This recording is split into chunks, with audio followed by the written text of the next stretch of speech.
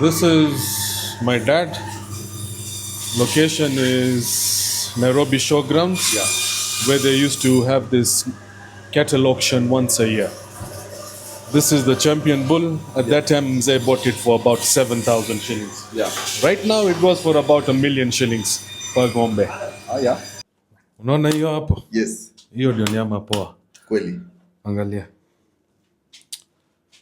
Unaona tunakataa hiyo mafuta. Yes. But remember it's healthy fat. Yeah. And it also increases our testosterone. Yes, vipi machamp? I hope mko salama. So leo niko privileged sana. Nimetembelea boy wangu hapa anaitwa Farhan, yeah. So Farhan ni entrepreneur, he's an athlete pale, anafanya bodybuilding na leo ameni-invite kwake. Nataka mjue history ya huyu mzito. Yeah. The dad alikuwa na compete in the 60s. Unajua kuna watu wanafikiri bodybuilding Kenya ilianza 90s ama 80s. Yeah. Hawa say familia yao wamekuwa kwa the bodybuilding scene for a very long time. So nataka leo to share hiyo rich history and hopefully mtapata value from this content. So Farhan, karibu sana bro. Oh, thank you bro. Yes. So sasa introduce kwa wale wakujui, tuambie majina, tuambie what you do. I understand you have a brand inaitwa Kula Nyama Beba Chuma. Yeah. So you can tell us about your brand. Then sasa tunaanza. Hii shughuli yote ya bodybuilding ilianza lini? Bodybuilding, mzee was one of the guys who started gyms in Kenya. Yes. I think his gym was in River Road. I wasn't born at that time. But hearing from my uncles, my elder cousins, slowly ikaingia kwa damu. Ikani changanya kichwa. When was that bro? Ukisema mzee alikuwa active kwa mambo ya bodybuilding, hiyo ni miaka gani ukiestimate? This was 1963, 64 hapo. 1963. 1963, 1964. At that time, bodybuilding was not what we call bodybuilding these days. Yes. At that time, bodybuilding was more of classic. Yeah. The poses, kila kitu, unajua. Yes. Ile poses are Arnold. Yes. It was that kind of bodybuilding. Yeah. And at that time, the community was very small. Obviously, the Kenyans were not into it so much. Yes. So the kina mzee, his Wahindi friend, wazungu, ndio walikuwa na fanyanga bodybuilding. It's like those Olympian bodybuilders who used to, you know, beba rocks and things like that. Yes. Hata ukiona ma posing pants yao, ilikuwa nakaa costume. Ni hivyo tu, yani ni zile za old school kabisa. Now, going to me, going into bodybuilding, let's put it this way. Yeah. I've always been a fan of bodybuilding because mzee, he brought zamani zile ma cassette players, ile tulikuwa nawekanga kwa video ile, alikuwa anaendanga UK, alikuwa anatuletea video ya Pumping Iron. That movie I watched it more than 4 to 5 times. Alafu mzee tena he took me to Nautilus hapo Mombasa Road. The first gym I entered. Hapo I saw how people were training, ikaniingia kwa kichwa. Hiyo time uko mdogo, uko umri gani hivyo age, if you can remember? I think I was 10. I was 10 at that time. Quite impressive. The way Nautilus setup was. And then, you know, obviously unapata wazito. Unapata psych. Alafu kitu ingine mzee akienda, he pushed me into it in a way. Kulikuwa na posters alikuwa ananinunulia. Ronnie Coleman, Prem Chand ule wa India, Jay Cutler, Sean Ray. So hiyo nilikuwa naona zile boards za chip, zile zinakuanga na mashimo. Nikazikata, nikazibandika hizo poster hapo, nikajitengenezea gym kadogo hapo nyumbani, nikaanzana naye when I was in high school. Not actually high school. I think standard 8 hapo. KCP ulianza. So mzee pale alikuinfluence yani at a very young age. A very young age. Na unaweza remember akitrain mkienda gym na yake. Sijamona lakini there's few times he took me to Nautilus. I used to see from far, which I can't recall because I was very small. But I remember him taking me to Nautilus. Na mzee akiingia gym haikukuwa 1 hour. Kwa 3 to 4 good hours every day. Unajua yao ilikuwa ya kujibamba. Yani wameingia, wamepiga tizi, wanaingia kwa steam na sauna. Alafu Aga Khan Sports Club pia alikuwa ananipelekanga saa zingine. Alafu nyumbani alikuwa na weight zake za gym ya zamani. Zile za kufunga na screw. Kweli. Very nice weights. I still have them. So nikaanza training hapo nyumbani tu, watching videos and all that. Yeah. Started getting into it. Yeah. Sadly, after some time, we could say I got my brain tumor just before I turned 18. Pole sana. So I've been operated twice. Yeah. Brain tumor. Daktari alinikataza mambo ya kuinua mambo ya chuma overhead kabisa.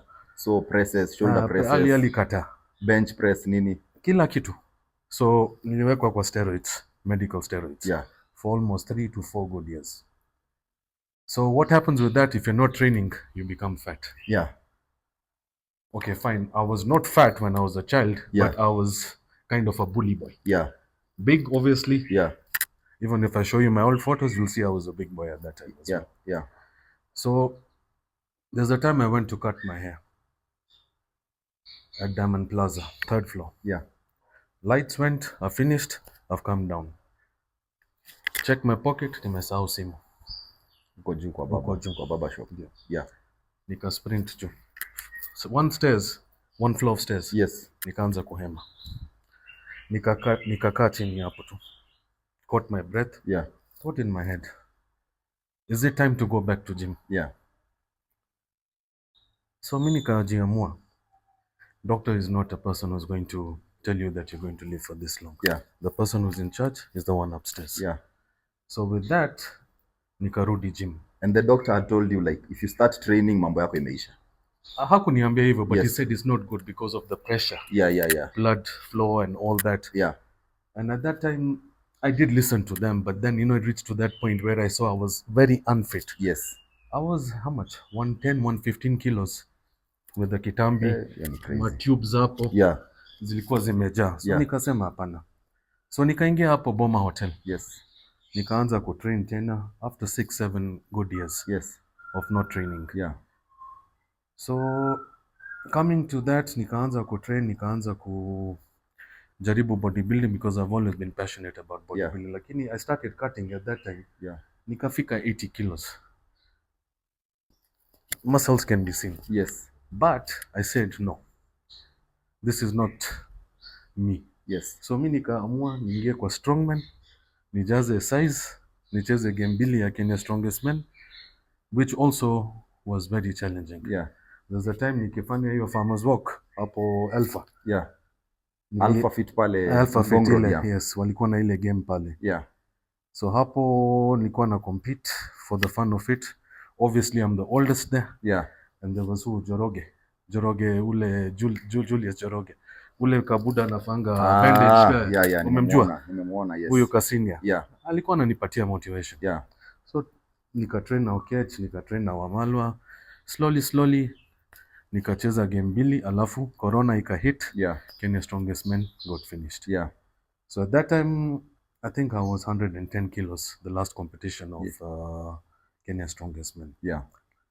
Now coming to me getting into bodybuilding. Yes. That competition. Kenya Strongest Men huko Alpha. Yeah. So nilikuwa nashika ile spear hold for time. Yeah, for time. Opposite me was Shital. Yes. And what's his name? Shafi. Yeah. Shafi, I knew he was Mr. Kenya. Yeah. Shital, I knew she had won Miss Kenya. Yes. So nikaenda kusalimia tu. Nikamwambia Shafi, one day I want to become like you. Akasema very possible. Yeah. Shital tena akaanza, you are doing a good job by representing yes, the Koroga community. Yes. So gani wewe ndio unajulikana nini? Kweli. Pombe na makoroga tu. Kweli. Lakini sasa so mimi nikasema no. Mko into fitness. Tuko kwa fitness pia. The narrative, yes. Look, fitness can be for anybody. That's very true. You just need to have that mindset. Yeah. And once you get addicted to it, bro. Yeah. If you don't go to gym for 2 days. Kweli. Utakaa kama you're feeling sick. Yes. It gets into your blood. It's like getting addiction of smoking. Yeah. And it's just a different feeling. Unajua ukiingia gym, umesahau kila kitu. Yes. Ukianza kubeba maweights yako, unaingia, unapiga weights yako, unaendelea naye. Kama uko na tension ya hiyo kitu, unaona umeisahau. Kama ulikuwa na stress, ulikuwa na nini. Hata kama ukiwa na stress, it's the best place. Unaenda tu heavy. Ni therapy yani. Therapy yani. Yeah. And it's the best therapy. Yeah. You know, there are two things to in life. You either going to the drinking side, yes, or the drugs and all that, or going to funny things. Yeah. But, you know, this is an investment we're making in our body. Yes. And when we're making this investment in our body, when we get older, we won't be like this. Yes. We will still be here. True. Like, I'll give you an example. My dad. Yes. I'll share some photos with you. Yeah. You have a look at them. Yes. My mzee till today, he's turning 80, alhamdulillah. He is like this. He's lost a bit of muscle mass. Yeah, but he's still strong. He's still strong. Yes. And you look at my uncle, who's 2 years younger than him. Yeah. He's like this. And then also, my grandfather was a wrestler. Hapo City Park zamani. So nyinyi familia yenu mmekuwa tu, yani you guys have been into sports, yani mmekuwa athletic all along. Kabisa. Yeah. Sasa kuna mastori nilipewa na mzee Madhe. Yes. My grandfather. Yes. Mungu ampatie jana. Yeah. Huyu alikuwa napiganga nyumbani, unaona walikuwa extended family. Yes. Cousins, yes, yes. ma watoto, yes. Everybody. Yeah. Walikuwa nachamshanga 40 liters of milk kila siku asubuhi. Sasa ile cream ilikuwa natokanga hapo, yeah. Ile malai. Yes. Ndio grandfather alikuwa napiganga. Kama protein kama shake, protein, kama ya wakati ile. That's sasa interesting, bro. Alafu na weight sasa walikuwa nainua ni zile za kujitengenezea ama ni hizo weight za kitambo hizo? I cannot be because positive. Kitambo, because if you say your dad started around 19, unajua hiyo ni independence ya Kenya, bro. Ndio. So even if your grandfather was also working out, hiyo ina go back like so many years. So many years back. Yeah. Very true. Now with my grandfather, I was not so sure what weights they were doing, but I knew he used to work out. Yeah. Na could be body weight. Yeah. Alafu kuna zile unaona wale wanachukuanga zile makijiti kubwa na zile my Indian yes. kind of workouts. Yeah. Heavy wood and all that unaipeleka unafanya hivyo. Yeah. Could be that, could be even body weight. Yeah. But for mzee, I know one thing. Mzee has always been very passionate about gym. Yeah. Hata ukiona, he used to tell me stories of Mickey Ragos. Yeah. Anasema kuna ule bouncer alikuwa nakaanga International Casino. Anaitwa Ragos. Ragos mwenyewe. Big up sana. Big up. Yes. Huyu ananiambia he had the best chest in Kenya. Yeah. Mzee has been in the bodybuilding industry for quite some time. He's been supporting it as well. Yeah. Sponsoring a few things here and there. Yeah. Hata kama ni chini ya maji. Yes, okay. Yes. But Mickey Ragos I met him at MME last year. Yeah. Hapo Serit. Yeah. His kijana Baraza used to work out together at Boma Hotel before he went to Qatar. So I came to learn, so I made them change their numbers. Yeah. So alikuja kuona mzee. Alafu sali tulipatana hapo Serit na Ragos. He never knew me. Yeah. Kamwambia mzee, habari yako? Akasema mzuri. Kamwambia unanijua? He's like hapana. Yeah. Unajua ule mzee anaitwanga Jire? Yes. Jire ako wapi? Kijana wa Jire. Yes. Jire ako wapi? Yes. Ako pali tulimwacha tu kwa Pangani Kenya meet. Yeah. Unaona? With another 2-3 mzitos there. Yeah. Akasema unajua mzee yako alinitoa kwa street nikipoteza wakati ndio aliniingiza kwa chuma. Wewe kuja ubebe chuma hapo. Mzee had his gym in River Road. Yeah. Over time, obviously, Kazi, he was into a butchery like me. Yeah. So we had to concentrate on that. Yeah. But na mzee used to compete. Mzee, I think he has competed. Yeah. He was also in the boxing team of Kenya. Nice. He was a boxer. Yeah. I think he did bodybuilding in the start and then he went into boxing. Yeah. Alafu he got married. Yeah. Mama akakataa hiyo maneno. Akasema hii mambo ya kuinua chuma. Inua chuma. Hata saizi mimi nikiweka picha kwa mtandao. Yes. Sale nikifanya zile ma deadlifts za strongman nilikuwa nawekanga hapo. Ikabidi ni block ma uncle zangu na auntie zangu wote na ma cousins. Wanasema hizi vitu zitakumaliza. Walikuwa napigianga mama simu, angalia kijana yako anafanya nini hapo. Yes. Unajua kwa Wahindi this is something. Yeah, it's something foreign. Something foreign. It is there, but they don't want the sons to do it. Yes. Now for me I'm a Noki person. Yeah. I've been told by 1-2 guys as well. Let me mention one. Yeah. Moas. Yes. I get what I want. Rollin Fitness. Rollin Total Fitness. This guy has really guided me from day one. Yeah. My first supplement here aliniuzia ilikuwa liquid carnitine. Yes. Pole tukaingia animal pack. Yes. Na hizo zingine protein shake. Yeah. I've used Nitrotech for almost 5 years. Yeah. Constant. Nice. And na ni Mwasi ndio alikuwa na supply pale. Unajua Mwasi pia ni mtu amekuwa kwa industry for more than 20 years bro. For very long time. He's one of the OGs. Big up sana Rolling Fit. Yeah, so the thing is like, there are a few genuine guys, there are a few other who are not genuine as well. But the push I've got, I will say it's from my brothers in the bodybuilding industry and the strongman industry. Yeah. If you can do it, why can't I do it? That's very and true. That goes to you as well. Yes. Right now, I know you're a fitness enthusiast. Yes. But coming years, yes. Nataka upande stage. Usikie hiyo maisha. Asitoboi bro. Utatoboa. Ukasirike. Mimi wanasema because I look at you bro, like najua schedule yako iko very busy. Naona vile unajituma bro, naona vile una train, naona sasa una train na Raj. Yeah. Naona uko na biashara pale. I know vile kurun business si rahisi, but naona pia miaka umenizidi kidogo, but una push bro. Sasa najiuliza, niko na passion ya napenda bodybuilding, but I don't think passion yangu is strong enough to do what you guys do. It will come. It will come. It takes time. Naangalianga marafiki zangu hivi, nikiangalia kina Wale, nikiangalia kina Gashau, mnateseka bro. Mnateseka, then unapanda stage, judge anaamua tu for some reason. Huyu jamaa huyu hakuna nini anafanya. Let me tell you. If you are competing as an athlete to get number 1, you'll be heartbroken. Yeah. But if you're competing to beat the person in the mirror who was there 1 year ago, you're winning. Just that feeling of wearing that posing junk and going and doing that like this, there, you are good. That feeling you get. Hiyo yangu bado ijaingia Farhan. Itakuja with time. You guys, you spend a lot of time. You spend a lot of money. Resources as well. Resources. Sasa hiyo hesabu nikipiga kwa kichwa yangu, maybe itakuja, but for now bado ijaingia boss. Itakuja. It will come. You take 4 meals, 5 meals, 6 meals. You have to force them down. Like me, I blend my meals. Yeah. Some of them, like you have to force feed yourself. Yeah. And yes, you're eating a whole family's meal per day. Na family, like say at least family na understand. They support you like they support me. Wanashangaa like the thing is like, I'll tell you one thing. Yeah.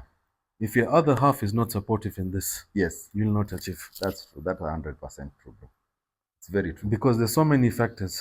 Number 1, you get home, ukiguza tu pillow, you say power nap ya 20 minutes. Hadi asubuhi utaamka. There's a lot of sacrifice even on their side. Yeah, that's very true. And if you don't have a supporting partner, you hutatoboa hiyo story of bodybuilding. Even they need to understand how it is done. I've explained to my wife that this is what I like, and she's very supportive as well. She actually prepares the meals for me, everything. And she's there because I've been told this is the last year I'm going to compete. So inshallah October kweli, alafu maybe 001. 001. Just for the fun of it. Sasa Farhan, hii brand ya Kula Nyama Beba Chuma, napenda hiyo phrase sana, na nilijua hii brand before nikujue. Nilikuwa naona watu wamevaa hizo t-shirts sana sana strongman nini. Strongman, yes.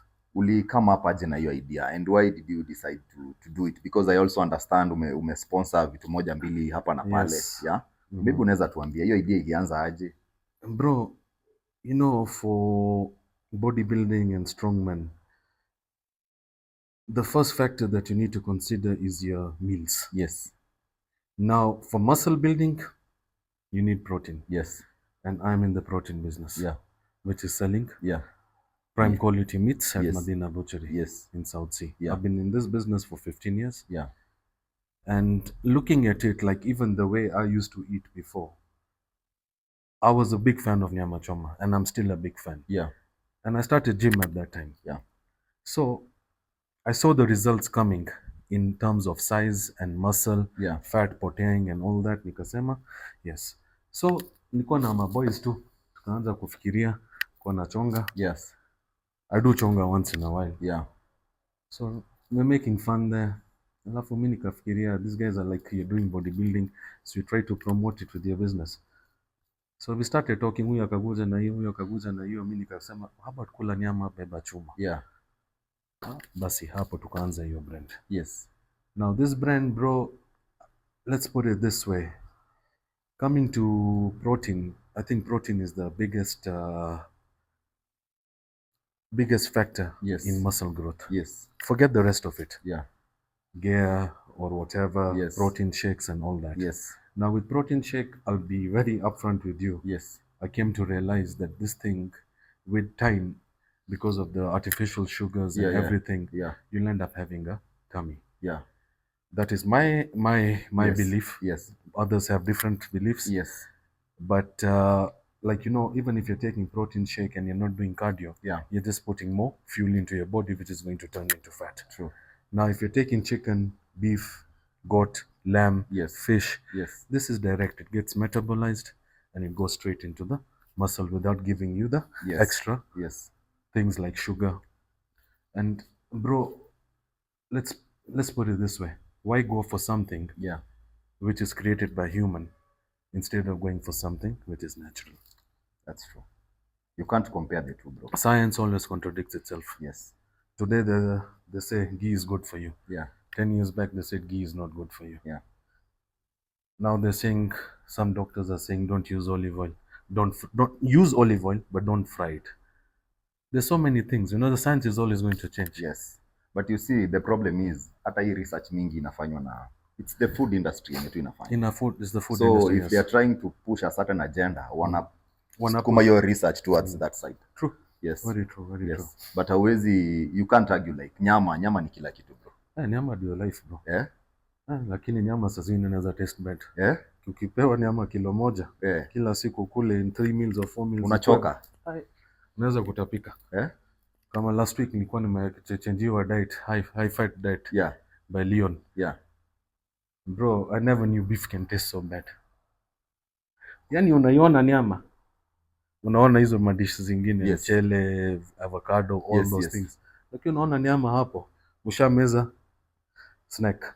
Umekuja kwa lunch, umemeza lunch. Ukikuja kwa dinner, the same thing.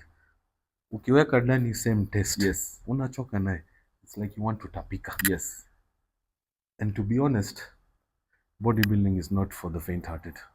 You need to have passion. You need to have the guts, discipline. You need to have the time to do it. It's too much, bro. You know what?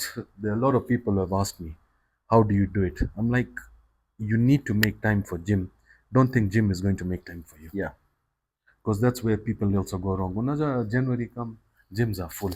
Watu wanapotea moja.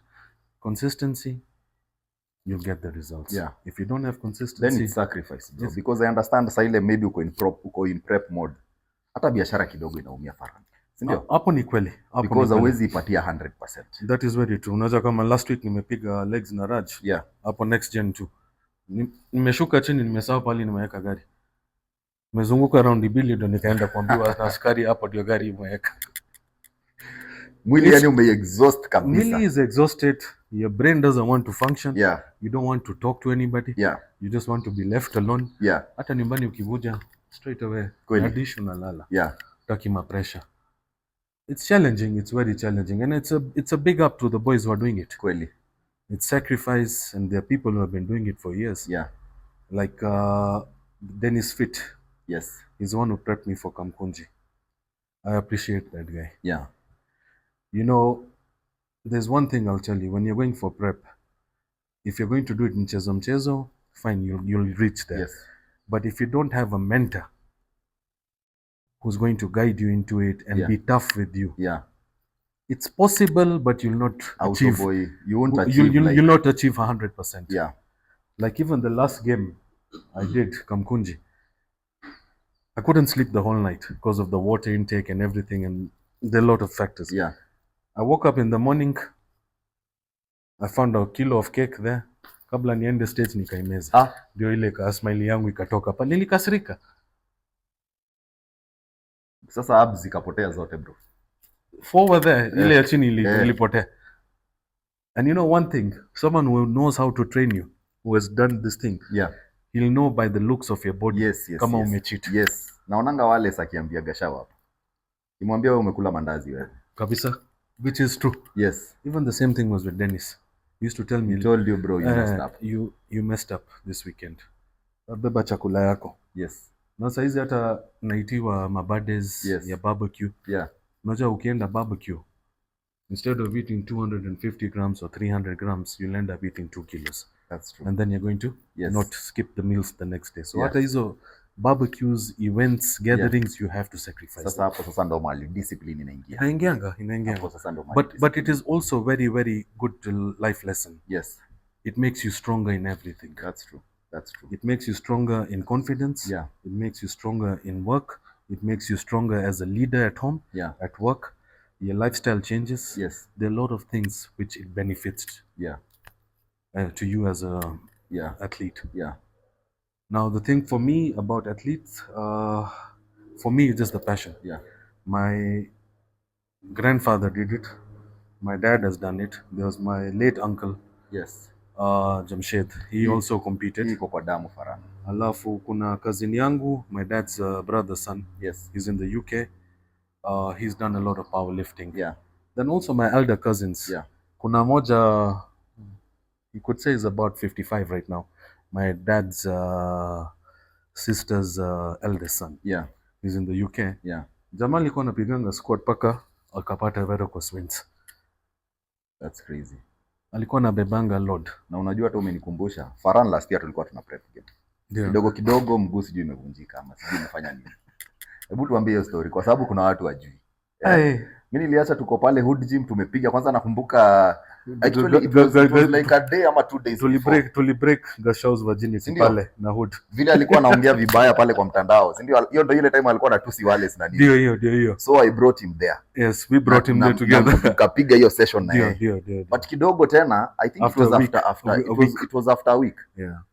Naambiwa Farhan sijui amepata accident, sijui aliumia, sijui alivunjika. What happened bro? Unaona bro, my little ones, the girls. Yes. They've been on my case. Let's go ice skating up Panari. Yeah. And we want you to do it with us. I've done skating when I was a teenager. Yes. Lakini nikafikia utapiga mguu hivyo uende. Haujui miaka imesonga kidogo. Nikapewa ile ka stretcher, naona ile kama ile ka walking stick but the high one. Yeah. Bro. Nikaingia tu ndani 2 minutes. Next thing niko chini. I've never sat in that position. Yeah. Pali hiyo imeenda hivyo na ikapasua mfupa hapo. So it was multiple, one on the ankle and one here. Next thing nikasema nilikuwa na wife pia. Akaniambia we're going to the doctor. Mimi nikamwambia it's a small sprain tu kidogo itaisha. Mguu ilikuwa imekaa kama dovu. Imefura. Nikaenda hospitali. Next thing wamenipatia painkillers. Yeah. Naona next ni x-ray. Yes. Next ni nikawekewa plaster.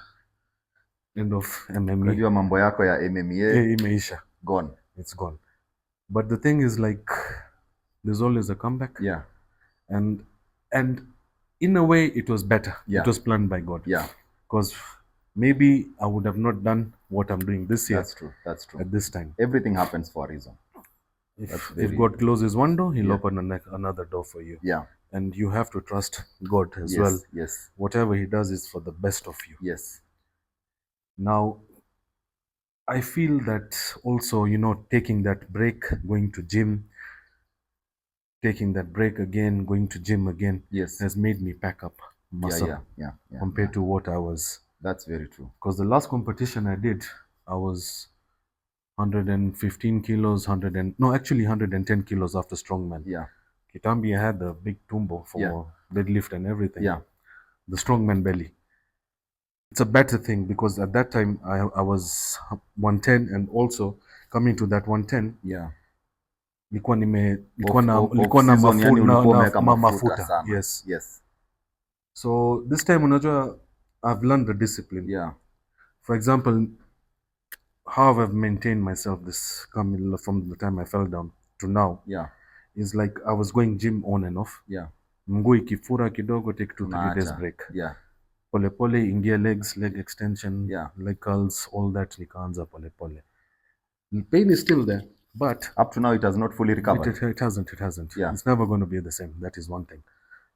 So you can't can you do like heavy squats ama Squats I cannot do. Because the ankle I had so right now you are using the hack squat, leg press, the machines which are there for squats and all that. Yeah. Now is this the worst injury yenye umeshaipata kwa career yako? It's the first time I've broken a bone in my body. Yeah. Achilles nilipasua hapo strongman. Yeah. Ndio nikatoka kwa strongman. Hata shoulder iliniumiza. tukipiga ile Yes. Military press na log. Yeah. The log is aggressive, bro. It's not it's not easy. Na hii ni ya strongman hata Farhan. Before hata nisahau. You know bodybuilding ime pick up in Kenya. It's doing well. But for strongman bado is there a possibility uta consider kurudi your direction maybe in future? For me, you put up an event ama una sponsor event ama yani unaonaje hiyo? That is my plan. Yeah. But thing is like, the problem with Kenya, I'll just be honest with you. Yes. Anybody does something positive. Yes. People want to copy it. Yeah. For example, Kenya's Strongest Men Yeah. was a very good event. Yeah. They ran it for about 6-7 years. Yeah. They brought it up. Now, when you're doing a bodybuilding show, coming to, for example, Missouli. Yes. Strongman. 001. Yeah. Coming. Yeah. Strongman. Yes. Why can't you leave it to the original guy? Yeah. Why don't you team up with the original guy? Yes. It was divide and rule. Yes. Concept happening yes. in also yes. this yes. kingdom. Yes. And also the same thing is happening with bodybuilding. Everybody wants to hold an event. Few of them. MME, what do you call Mr. East Africa? Yes. Is a very good event. And also the person who does MME is someone we have trained with at Boma. Ah, nice. He's a very nice gentleman. Yeah, he's a very chill guy. I think Alfred. Yes, Alfred, yes. We've trained with him. He's doing it out of passion. True. Very So the thing is like, whoever are passionate about this sport, I think it's high time we shikana. Yes. And revive KBBF. Yes. Because at that time nikikumbuka nilikuwa napelekwa na mzee Mr. Kenya hapo Kaniwa. Yeah. Serit kuziona hizo event. Mzee was one of the organizers or something like that. He was a stakeholder in the sport. He was a stakeholder in the sport. Yeah. So even at that time, and like the way I hold barbecues here. Yes. For my my good friends and bodybuilders and all that. Yeah. After game lazima tukule nyama. Kweli. The same thing was with Mzee. Yeah. At that time I think there was Navdeep. Yeah. Navdeep who used to own ile gym ya Westlands hapo Image, alafu kulikuwa na ile racing sport ya kwanza huko juu. Yes, nakumbuka racing sport. That sing guy. Yes. He was also, or any barbecue used to happen, mzee alikuwa naitanga Dan Mashalia. Not Dan Mashalia. There's another guy, Dan, who used to work at Bodywise. Yeah. There were those old school bodybuilders who used to come there. And now the thing is like, instead of growing, I feel that this sport is going down. You look at the prize money. At that time, I think Brookside was a main sponsor. Alafu there's an Mount Kenya Milk or something like that. Yeah. They used to sponsor. At that time, I think the overall winner used to get 100K. And this I'm talking about more than 10 years back. Yeah. Now look at the prize money. Overall 300,000. What is that? Right now tunafaa kwa we spend more than that to prep. Tunafaa kwa tunaelekea if it's possible 500K. even 500K. Yes, for 500K plus. Yes. Now this one can only be done by unity. Yeah. All of us coming together. Yeah. And then say, this is the move we're making. It's selfish. Take office and say that we are doing this event, we're doing that event. But why after 6-7 years you're doing an event? Who are you trying to fool? Yes. And I'll be honest with you, whoever goes and competes in this is a very selfish person. Yes, that's very true. You know what I'm talking about. I know. Now, coming to this again, why would you go and compete after 6 years in such an event when people, our brothers, us guys, yes, including you, including Gashao, including Wallace, including Dennis, including everybody, want to revive KBBF? We are trying to push for the future of the sport. Bro, for me, it's about passion. Yes. For me, the amount of resources I'm using on this is a lot. I know, bro. I know. It's a lot. I know. And also, watching the sport it's a different thing. Yes. It makes you happy. Yes. It's like some people are fans of football. But me till today I've never watched a football match. Me too. I keep telling guys, but wanaonanga ni kama yani it's very weird. But me si fan of football. You know, for being a fan of football, you need to be a bar guy. Yeah. Or you need to be a gira guy. Yes. Double entertainment together. Na sasa hiyo si mambo yangu. Hiyo sio mambo yangu. Hiyo sasa mimi in fact ukinipea direction. Labda unipea na gym. Uniambia iko next to nini fulani, iko next to nini fulani. Kabisa. But people find that to be so weird.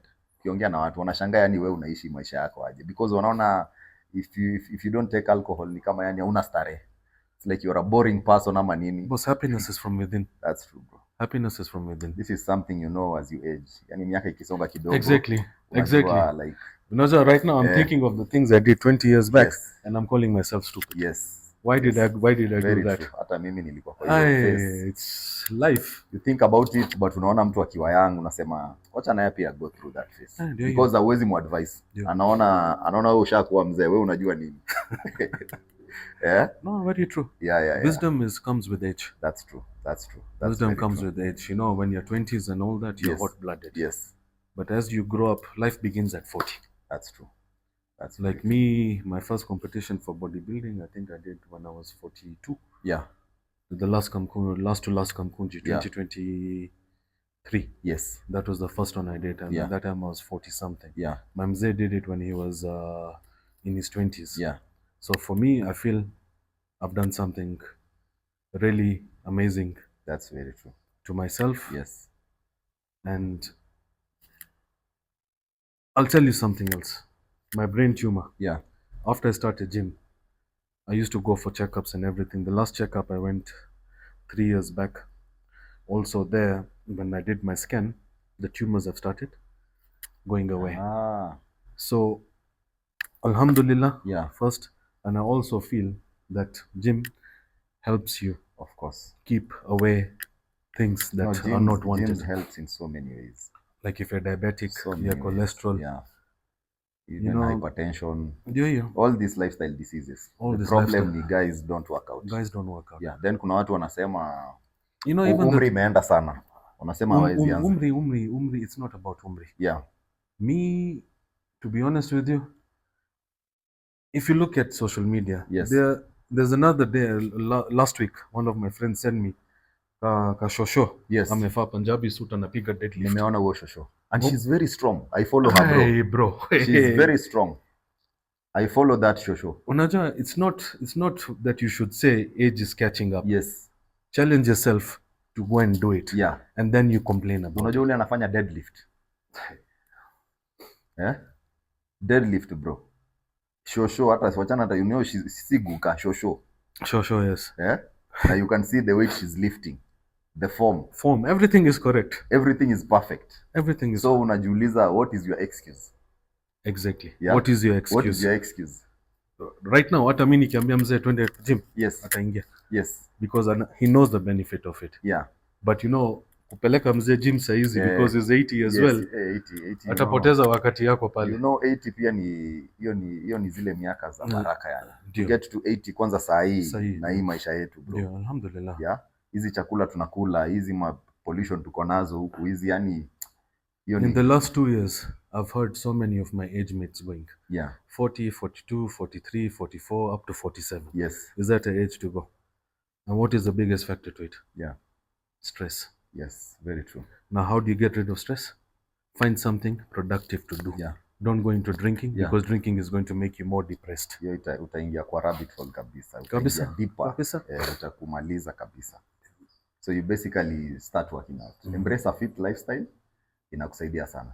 Farhan, kwa hii mambo yetu ya Madina Butchery, naweza taka kujua clients wako, kuna watu wenye wana exercise ama tu ni wale regular tu clients wananunua nyama tu ile ya familia? As in, watu wameelewa uzito ya nyama? Are there guys wenye wanakuja hapo specifically, yani ni watu wana train hata kama ni recreational fitness? Bro, I'll be honest with you. Yeah. Gym has actually gotten me quite a few clients. Yeah. Friends. Yes. Utasikia all of a sudden nimepigiwa simu, tuma 10 kilo boneless chicken. Yeah. Alafu juzi, after that video of mine with Nasra. Yes. Last week, there's another customer of mine who came to the shop. Very old friend of mine. Yeah. When I opened the shop, he was always there. Yes.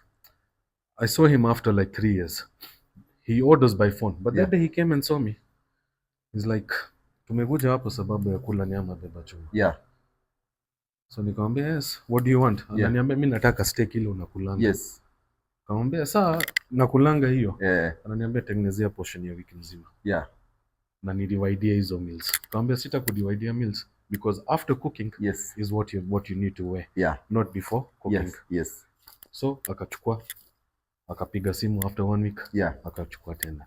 There are a lot of people who I could say have been influenced by me, which I'm not saying I should be proud of. Yes. It is something I'm helping my brothers and sisters with. Yeah.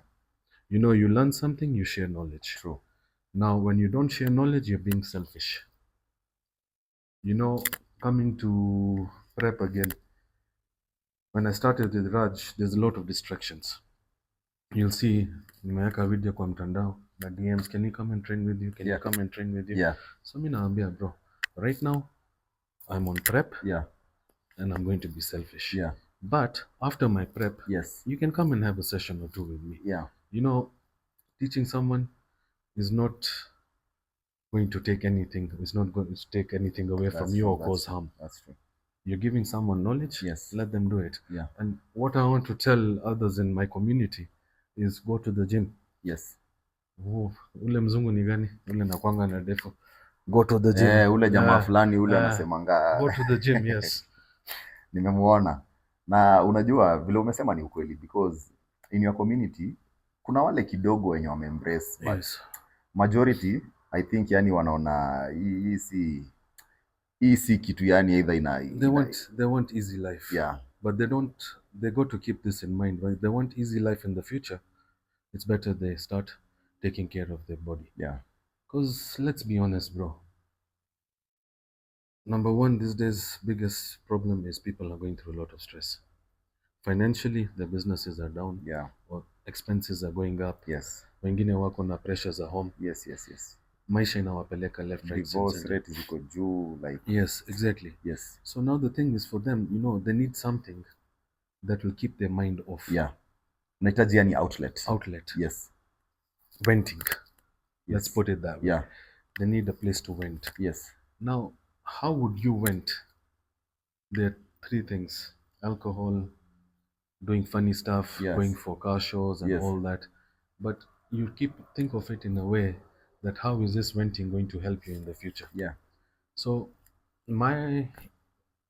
from my experience, yes, I would tell all my brothers and sisters, nephews, nieces, cousins, everybody, yes, go to the gym. Yeah. Gym is not going to make time for you. You have to make time for it. Yes. It's like, you know, when you want something, you have to go for it. Yes. If you don't want something, you'll stay back. True. Coming to our community, nothing will change. Coming to our community, I'll tell you, so many of them go to doctors. Yeah.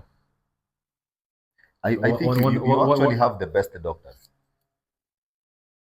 I think your community has the best doctors, Farhan. Bro, coming to doctors, yes, I'm not going to talk much. Okay? Yeah? I'm not going to talk much. But see, every time there's a problem, you guys go to India. I don't know, you have to go get a certain operation. Yes. It can only be done in India. It can be done in India, it can be done in South Africa, yes, it can be done in UK, it can be done in Kenya. Yes. Now the only thing is coming to medical. Yes. You know, the way everybody has a business secret. Yeah. It's the same thing here. Now, this one you can see. I'm just going to be very upfront. My best friend is a doctor. Yes. Amir. Yeah. He's in Namibia. Yeah. His father is Dr. Qureshi at Aga Khan Hospital. Yeah. He's a neurosurgeon. He has become a neurosurgeon and is in charge of Namibia neuroscience. Yeah. For to deal with the brain and the spine. Yes. Now, when it comes to that, when I had to do my operation, I was told by him, I can do your operation, my son. Yes. But I cannot guarantee you the aftercare. Yeah. You know, every business, iko na loopholes yake and they want to make more money. Yes. Now, same thing comes to Indian doctors and Kenyan doctors, Mzungu doctors. Yes. They're all qualified. You know, there's some doctors in Kenya who have not done, for example, let me put it in a field. Yeah. You might hear this guy is a cardiologist. Yes. But he's only done some certificates and diplomas. Yeah. But he hasn't done the whole course to do a open heart surgery. Yes. There are a lot of doctors who are like that. In every business, there are people like that. Yeah. You know, people have not specialized, but they're doing it. Yes. But it's so unfortunate, bro, because there are even guys I just pray nobody goes to hospital. You can imagine mtu anachukua Mkenya shule na ndio atakuja kukufanyia surgery. Kabisa. It's unfortunate, like it's unfortunate. Mungu ndio anatusaidia. Mungu anatusaidia. Yes. You know, it's a business, bro. Yes. Because you know, even doctors suffer. Yes. You know, they get into the, let's say, for me, let me give you an example. Yeah. Me, when I turned 18, I went and did garage. Alafu nikaingia kwa tours. Alafu ndio nikaingia kwa family business in butchery. Yeah. So butchery. Punda pale inatoka ndio nakuja kusimama. Imekuwa the last one. Kutoka from your dad. The butchery business. From my grandfather. My grandfather. Hiyo Madina imekuwa kutoka hiyo. It was Kenya Meat Supply. It was Kenya Meat Supply. Yes. Kenya Meat Supply in Pangani, then River Road. Yeah. Then they had also in City Market. Yeah. So it was the brothers who were doing the business. See, that is more than 60 years, bro. More than 60 years in butchery. So hii ni biashara Farhan yenye yani unaielewa ile proper. Me, I tell my son sana chokoranga mabeste wangu. Sasa mimi nilizaliwa sikuuliza maziwa, niliuliza steak. Yes. Hiyo ndio ulipata yani iko. Hiyo ndio ilikuwa. Yes. What but ulikuwa umejaribu other businesses before you settle for this? Nikajaribu tours, nilifanya garage for almost 10 years. Yes. Kwanza ulikuwa na garage yako? Nilikuwa na garage yangu for 4 or 5 years. Before that I started working as a spanner boy. Yeah.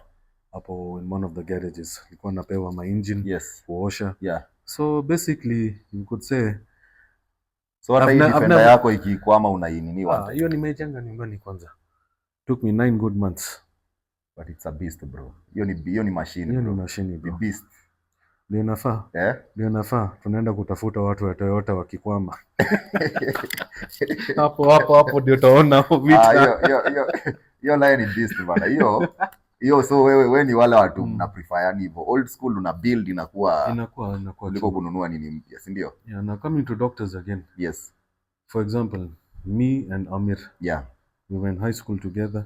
Mimi nikaanza kutengeneza pesa hapo kwa garage. Yes. Amir alikuwa bado kwa masomo. Yeah. Akamaliza masomo, akaenda kuspecialize another 4 years. Yeah.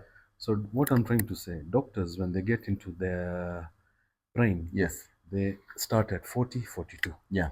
So that's why also we see these guys, they try to get whatever they couldn't from the 20s to 35, 40. So they try to make up for those 20 years of their sacrifice. Yes. Which is their right. And you see bro, for you to be a doctor ama to specialize sana sana hiyo kuwa neurosurgeon. Ile miaka unakula kitabu bro. Mimi nakumbukanga huyu jamaa akisoma vitabu. Unajua wanakuanga ni kama ni wazimu. Hata they don't have a life wakiwa campus bro. Hakuna. They always books. You know, the thing is like there's nothing is in life. Yeah. Whatever business you think is lazima good. Sacrifice. Lazima you have to sacrifice and maybe it's not that sweet. Yes. You know, they say the grass looks sweeter on the other side. Yes. But until you don't step into that grass, you'll not know what you're doing. Ndio ukifika hapo ndio utajua. You know, exactly, that's what I'm saying. Now coming to bodybuilding and all that, you know, everybody wants to do the same thing. Yeah. Why don't we combine? We collaborate, bro. We collaborate and do everything for the benefit of the upcoming bodybuilders and youngsters. It's going to be a big problem, bro. You know, most guys don't see it that way. Like, it's always competition. Kuna hizo roho chafu, kuna nini. Unajua mimi nimetembea Farhan, nimeona hizi vitu. It's so unfortunate, but inaweza kuwa rahisi mkikollaborate. Tukicollaborate, it can be very smooth. Na watu wengi watasaidika. But we've started. Yeah. Let's see where it goes. Yeah. there's good signs, you know, take small steps and then go into it. Kweli. You know, if you say you're going to do this and do that, court cases can even last up to 20-25 years. Yeah. You'll just be hearing next hearing. Kweli. So community itasota. Tutazeeka bro. Hakuna kitu itafanyika. So anyway, Farhan, it has been amazing manze kusikia story yako. Nataka tutembee bro kwa shop huko. Natamba tutembee kwa butchery tuonyeshe wazito hapo. Ndio. Waone mahali wanafaa wakuje wachukue nyama huko bana. Waone shughuli yenye inafanyika pale. Nitakwambia kitu moja. Siri yangu ni nini? Yes. Ile nyama iko na mafuta mzuri. Yes. Ndio inakuongezea testosterone. Ndio hiyo sasa. Na hiyo wazito hiyo mita kuonesha vile hizo ng'ombe zinatembeanga. Yeah. Unaona? Sasa ile ng'ombe inatembea. Yeah. Ukiona ikifanya hivyo, ujue hiyo nyama sio nzuri. Ikifanya hivyo, yes, ndio inakuanga poa. Hiyo ndio siri. Hiyo ndio siri. Sasa ile hata unatafuta ng'ombe ya kuchinja, hizo ndio zile vitu mnaangalia bro. Hizo ndio siri za industry. Umesikia Farhan mwenyewe. So tunataka tutembee pale Madina Butchery, iko South Sea Mugoya. Yeah.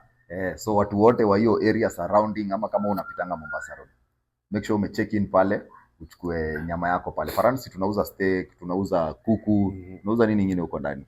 Kuna beef, yes, kuna chicken, kuna fish, yes, kuna buzi, yes, kuna kondoo. And then also what I'll say is whoever's going to be doing the prep for MME, yes, I'll give you guys 10% discount on the boneless chicken breast. Nice, nice, nice, nice. So if you want to, yes, you can get my contact from. Yes, hiyo ni kutoka lini Farhan? Hata now. Yes. Just give me a call. Yes. Give Nico a call. Yes. Na kupangia hiyo boneless chicken. Nasikia mambo ya mzito hapo. Wazito wenye wako prep, 10% discount. Boneless. Na hii si kuku ya kawaida Farhan. Kenchik. Ndio hiyo. Quality pale hakuna kubahatisha.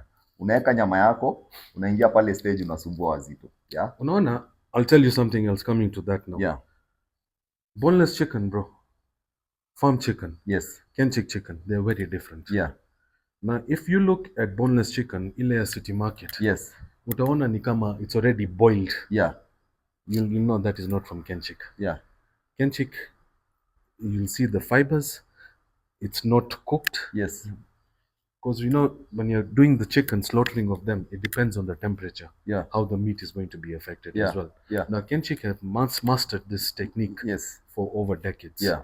And the quality cannot be touched. Yes. By any farm in Kenya. Yeah. That's why. Okay, let's cut it short. Yes. Quality over quantity. Yes. If you want quality, stick with Kenchik. Yeah. Kenchik chicken, bro, is amazing. Yes. Even taste-wise, texture-wise, Yeah. flavor-wise, you'll say you're eating chicken. Yeah. Now, something that has already been boiled and then been put in a fridge for a day, maybe it's sold the next day. Yeah. And chicken is a very dangerous meat item because of salmonella. Salmonella typhi. Yes. Yes. It's a very dangerous product in meat. Yeah. You have to be very careful where you guys are buying your chicken from. Yeah. That is what I've been trying to bring out. I don't think people know this, bro. People don't know. You know, thing is like, you know, people are looking for the largest chicken, bro. No, forget. It's the largest chicken. Yeah, it's the largest chicken. Yeah, but you know, it's your own body you're feeding. Yes. So why compromise on the quality? Yeah. If it's a restaurant or something, then okay, fine. Be selfish and say I'm going to serve this and this too. Yeah. And I'm going to make bucks. But for your own body, why are you guys sacrificing on the price? That's true. That's true. Sawa sawa. Haya. Sawa. Let's go to Madina. Thank you so much for your time. So tumetoka sasa tunaenda Madina Butchery. Farhan atupatie history kidogo. Kuna picha ziko hapo kwa ukuta, nataka Farhan atuelezee pale vitu moja mbili. Yeah. So stay tuned. Farhan. Sawa Nico. Thank you so much for your time, bro. Asante. Safi.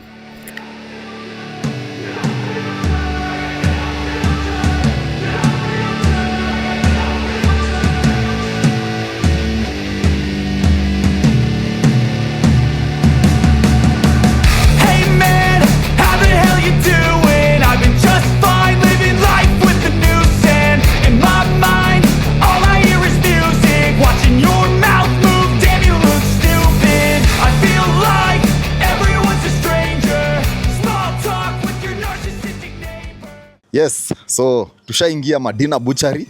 Area yenyewe ndio hii. Iko hapa Mugoya Shopping Center. So South Sea. So nataka niwaonyeshe around. Farhan atuonyeshe vitu moja mbili. Atuambie nyama anauzia wazito aje. Na kwa nini wazito wanafaa wanunue nyama hapo? Unajua sisi tunakula tu nyama, kumbe nyama ziko na tofauti mingi sana. Na si hatujui. Wengi wetu unajua tunaangalia size, unatafuta ile kuku kubwa kabisa. Kumbe wewe hujui manze kuna quality meat. Farhan, take us through manze.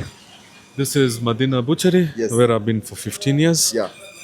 Selling you guys the best meat in town. Yes. And the freshest and the juiciest. Kabisa. Juiciest, I mean, ukiweka kwa mdomo unapata juice ya nyama. Yes. Na inaingia kwa system vizuri vile inafaa. Yes. You know, the thing is like, let's go inside, I'll show you what I mean. Aya. Sasa tuingie ndani tuone. Farhan, tuanzie hapa. This is my dad. Location is Nairobi Showgrounds, where they used to have this cattle auction once a year. This is the champion bull. At that time, they bought it for about 7,000 shillings. Yeah. Right now, it goes for about 1 million shillings per Gombe. Yeah. This, I think, was a minister at that time. Yeah. This was the farmer. This is mzee. Na ukiona mzee hapo, naona vile amejaa kwa suti. Namuona ameweka nyama yake hapo. Ndio hiyo. Yes. Now coming to this picture. Unaona sali uliniuliza mambo ya vipi niliingia kwa nyama. Yes. Hiyo ilikuwa primary school, I think. Hiyo ni wewe sasa. Hiyo ni mimi. I think I was 8 years old here. Yes. Tulikuwa tunahepa shule tunaenda Nairobi show. Yeah. This is mzee. This is me. This is my younger brother. Yeah. This is my uncle. Tulikuwa tunaendanga team.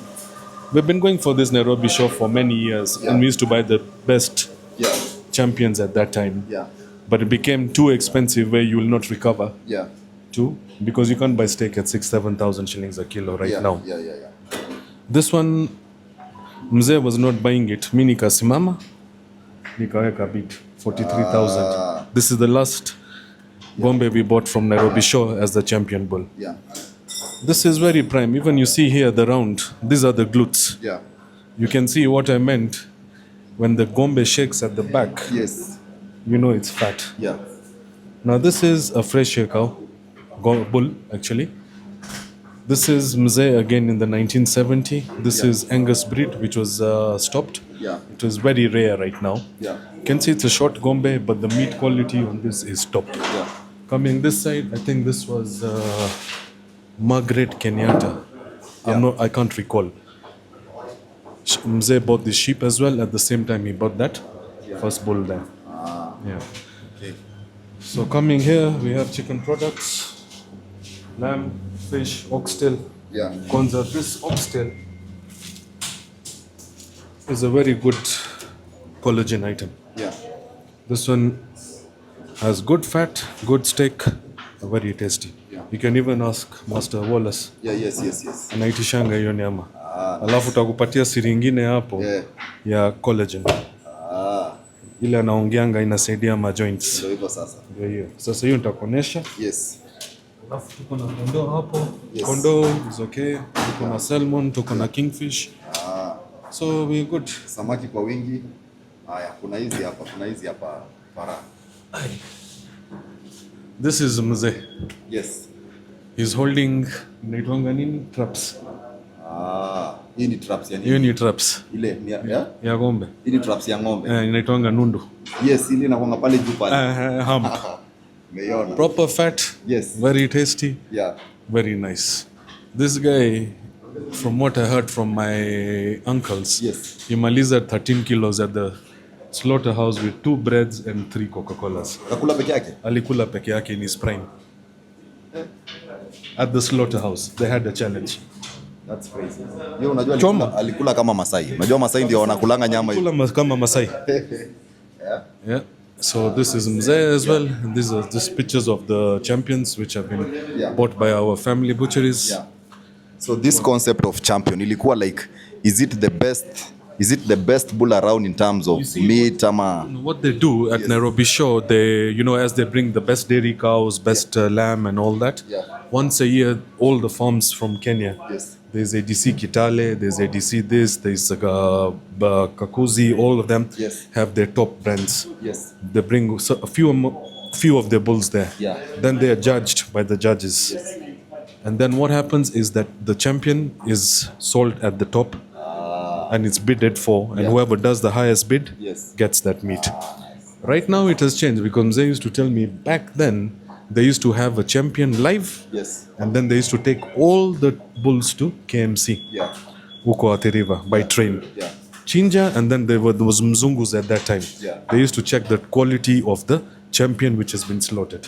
And then they used to compare with the other bulls, and then they used to give another champion. So it has been there for years, and it's been going on for years. Even right now it's going on. But it's not that popular. It is not that popular because at that time they also told me that these guys used to give you a whole page in the Daily Nation about your butchery and all that. But right now, it's not happening that way. Okay. So. Move to This is Mzee again. the upper. Yes. From Moi for buying one of the champion bulls, the one which I bidded for. This is another one. These are all carcasses which we have bought, the champions. This giant carcass over here was a 1200 kilo bull. 1200 kilo? Yes, we brought that to the shop in Pangani. 1200 kg? Yes, we slaughtered it, we got 800 kilos, out of which 200 kilos was fat on the body. That's crazy. Proper bull. That's crazy. From here, there as well. In his prime days, we all have prime days, which will finish. Yes. So that is Mzee. So he used to compete. He was not just doing boxing for fun. No, he used to compete. You can see he's fighting with Mzungu. There he's fighting with some other chap. This is 1970s, I think. Nice. He started with bodybuilding and then he went into this. Transition into boxing. Yes. He was a very crazy man, let's put it that way. I'm calling my father crazy because he was crazy and he's got guts. There's a time Muhammad Ali had gone to UK for an exhibition. He didn't tell anybody that he's going. He just went. He reached London and then he called his father, my late grandfather. I'm in London. That's crazy. And then where was the car found? At the airport, because at that time we used to supply meat to Nas. So when we used to supply meat to Nas, one of our drivers had gone there and they found Mzee's car at the airport.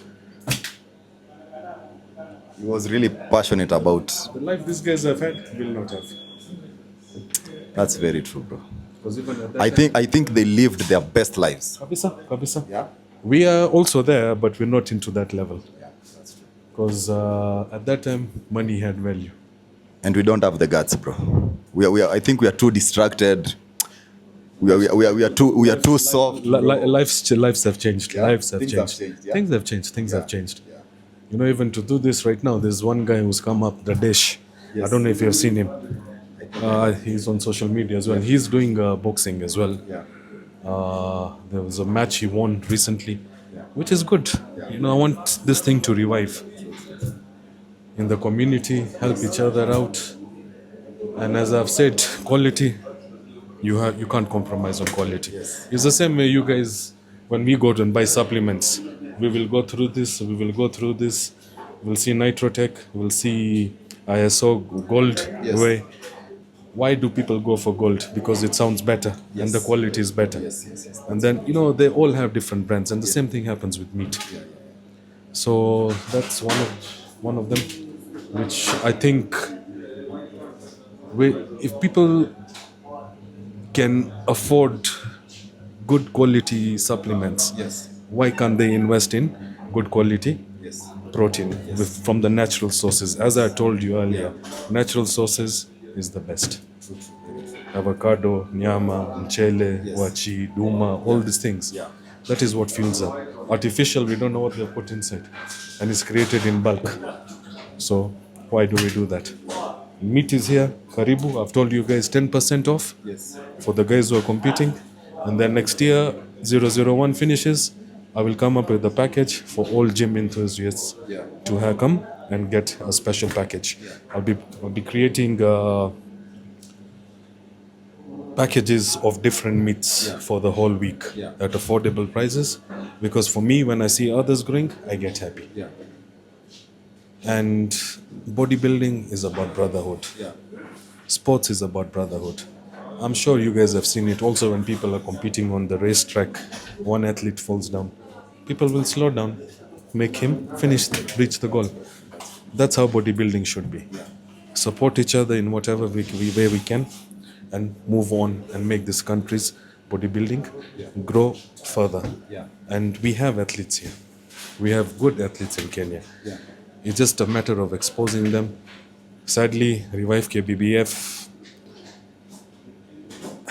has been our agenda right now, and we will revive it. It will take us time, but we will get there. Yes. So Farhan, thank you so much for your time. Nimwambia tuko Madina Butchery, iko South Sea, Mugoya Shopping Center. Hapa ndo unapata quality meat, the best meat. This is what we need to focus on. Iron Nation. Iron Nation. Yes. Iron Nation. Really brotherhood, sisterhood. You know, we all have the genes of Iron Men. Yes. So we need to get those genes to act for us now. Kabisa. Ndio hiyo bro. Na uwezi weka nyama bila kukula nyama, na nyama unaipata hapa Madina Butchery.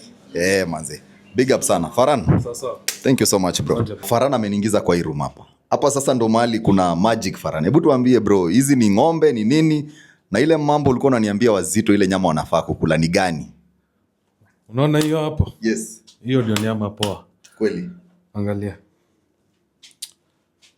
Unaona tunakataa hiyo mafuta. Yes. But remember it's healthy fat. And it also increases our testosterone. Yes. For me, so testosterone yangu naitwanga kwa hiyo mafuta. Kweli. Na hizo mastek. Sasa hiyo ni prime grade. Hiyo gombe naweza kuwa maybe 3 to 400 kilos live weight. So this is prime. This is all prime beef. Then we have these two pieces here, which is aged.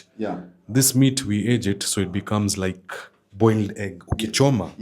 Nakaa kama boiled egg. So very good for barbecue, pan fry, and all that. Then we have the other cuts. Ukiona hiyo nyama yote. Siwekangi ile nyama ya you need quality. You want quality muscles? Kula quality meats. Siri ndio hiyo. Mbuzi ndio hizo. Siletangi zile mbuzi kubwa. Kilo 6-7. Naona zile zingine 12-13 kilos. Kama hizo butchery za kuhang. I'm sure you must have smelt that testosterone in them at times. Kama it tastes like mkojo. Lakini the reason for that is hiyo mbuzi wako kwa peak yao. So when they get to their peak and they don't get a place to offload, so harufu itabaki kwa nyama. So that's why when you go buy meat from the other small butcheries around, you'll find that their meat is a bit smelly and off. These are 7 to 8 kilos buzis. Saa zingine nikitaka najingizanga hapo napiganga bicep curls na hiyo buzi tu hapo. Bro, unaishi vizuri sana. Yaani wewe unaishi na protein bro. Protein yote hiyo. Nyinyi mnaona hapa kuku zimejaa hapa. Madina Butchery, South Sea Mugoya. Madina Butchery on social media pale Instagram. Una DM pale na mambo yako itashughulikiwa. Si mnafanya mpaka deliveries Farhan? Deliveries tunafanya, yes. Deliveries kila mahali, mambo yako itakuwa sorted. Thank you so much for your time. Cheers.